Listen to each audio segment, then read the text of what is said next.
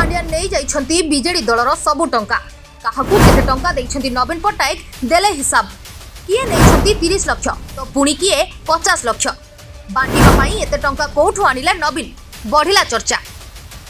BJD हेउछि एक महाधनी राजनैतिक दल किंतु सेही दलर सबु धन संपत्ति एबे बीके पांड्यन को कब्जा रे रहिछि सेथिपाई बीजेडी रे से काहाकू भी खातिर करनाहाती आ एहारी भितरे काहाकू केते टंका देइछंती नवीन पट्टनायक एबे गोटी गोटी करी तार हिसाब देइछंती।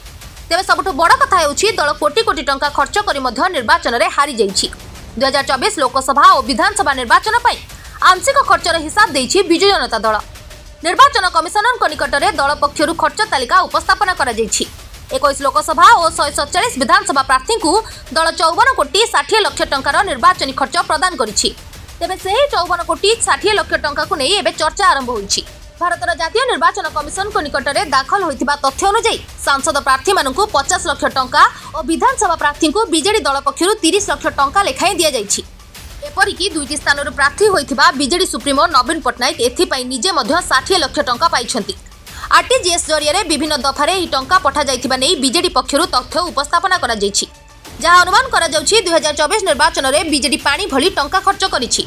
प्रचार प्रसार रे शह शह कोटी उड़ीथिबा नै राजनीतिक समीक्षक माने मतपोषण करिसंती।